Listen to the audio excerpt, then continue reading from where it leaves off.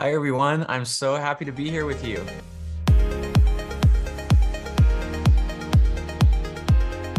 So my name, as you now know, is Tiago Forte, and I am the creator of and the author of Building a Second Brain, and I'd like to share my story with you. My story begins in 2007 when I was a college student in California. Like any young person, I was filled with nothing but hope and optimism and excitement for the future.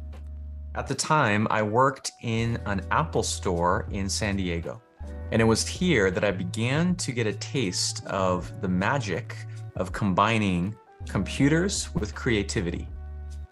This is a photo of me at the bottom right on the very first day that the iPhone went on sale.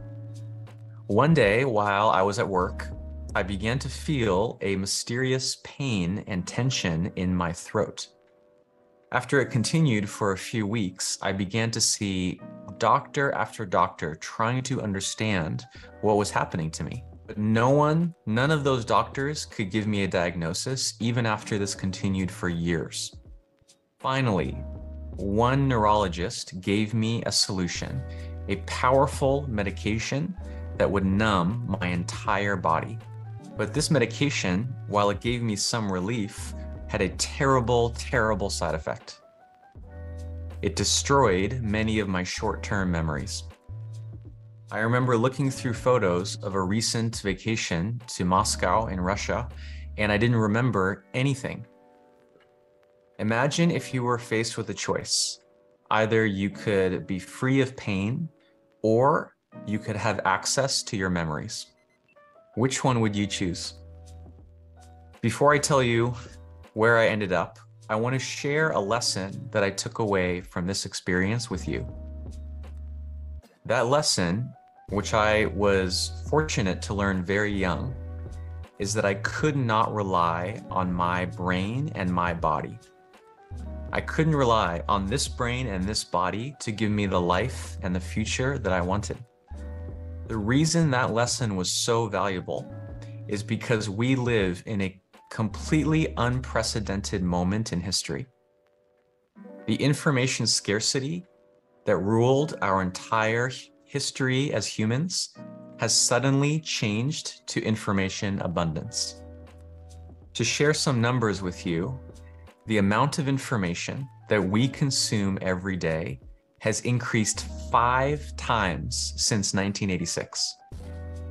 If you ever feel stressed or anxious, it's because you've had to consume 5 times as much information as when you were a child. This is the equivalent of reading 174 full newspapers every day. It's the equivalent of downloading 34 gigabytes into your brain every single day. This is the environment that your brain and your body evolved to survive in. We are trying to run complex 21st century lives on hardware that is 200,000 years old. You know when your phone or your computer starts to get a couple years old and it gets slow and it freezes and it crashes? Now imagine your hardware, this hardware, that is 200,000 years old. What I'm trying to say is that if you ever feel overwhelmed by information, it's not you, it is your environment. You were not made to take in this much information. And yet, we still have dreams and goals and ambitions for our lives. Aren't there things that you want to create and build and achieve in your life? How do we face this paradox that we want to live rich, fruitful lives in an environment of completely overwhelming information overload? When I started having my condition, I began to read a lot of books and articles and studies. And the answer came to me when I read a research study that was done on monkeys. And what they found is that when a monkey used a tool, its brain would change to include the tool as part of its own body. This was totally amazing. By simply picking up a tool, it actually becomes part of our body and our mind. I know you've experienced this yourself when it comes to your smartphone. Have you ever lost your phone and you feel like, oh my God, where's my phone? Where is it? Or maybe you went to look up something online and you realized you didn't have internet access and it was like, oh my God. These are signs that our technological tools have become part of how our mind works. Think about how many of you have glasses or contact lenses to enhance your vision. And maybe you have a coat to keep you warm.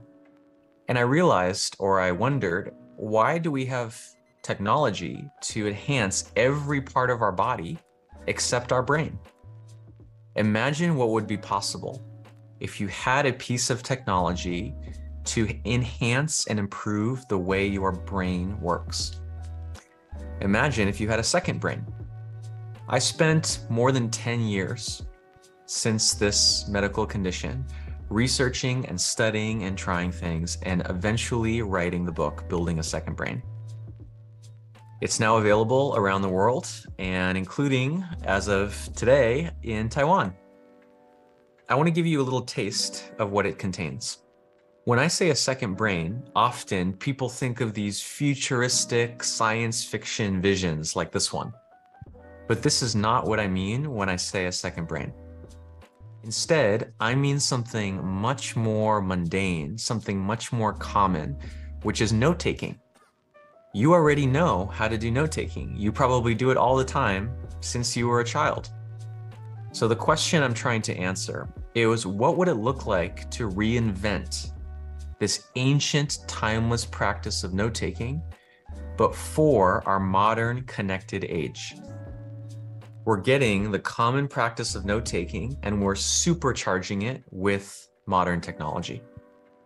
I'd like to share 3 of the most important lessons that I've learned about how to build a second brain. The first one is simply take your notes everywhere. When I see most people, they are already consuming and interacting with many different kinds of information.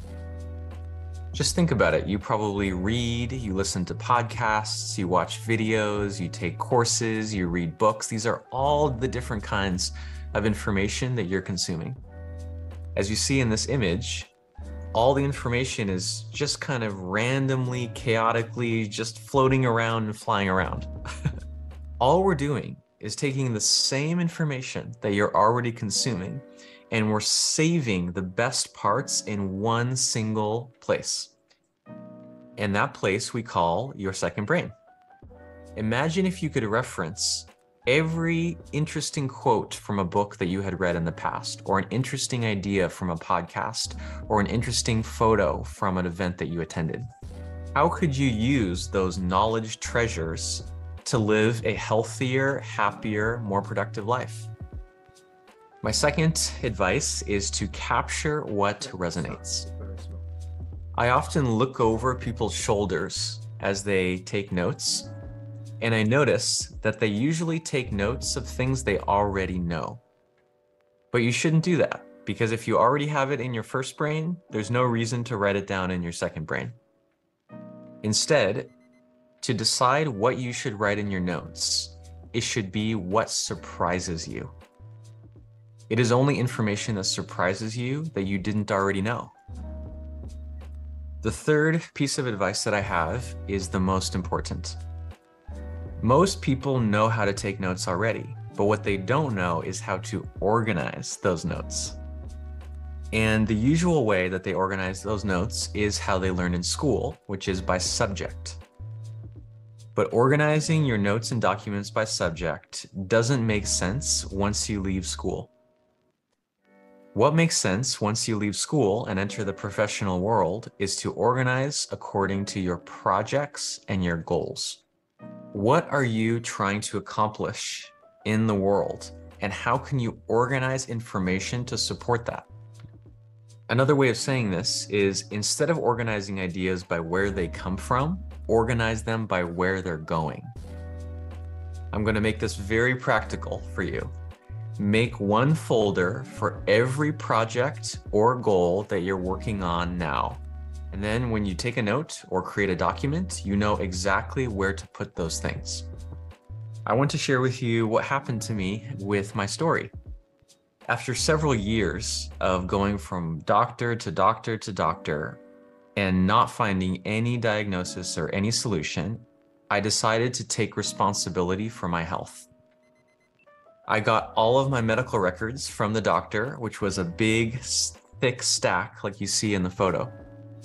I got all those paper documents and I scanned them and digitized them into my parents' computer. And that was where everything began to change for me. Because once I brought that information into the digital world, I could start to work with it and interact with it in a much more powerful way. I could search that information, I could tag it, I could reorganize it, I could link it together and connect it. And I began to notice different patterns and clues that none of my doctors could see. And what I discovered is that with a small number of lifestyle changes, changes to how I ate, how I slept, how I exercised, I could actually resolve my symptoms. What I realized is that my body was trying to tell me something, and all that I had to do was listen. Now, I want you to think about this kind of situation for your own life. For what problem or challenge that you are facing now is the information already around you? Maybe in this world of information abundance that we live in, it's just waiting for you to bring together and collect and understand the information that is already at your fingertips. If that's true for you, a second brain will be a very powerful companion for you. And I hope my book will help you. Thank you everyone for being here. I appreciate your enthusiasm, and I would love to hear your stories of how you are building your second brain.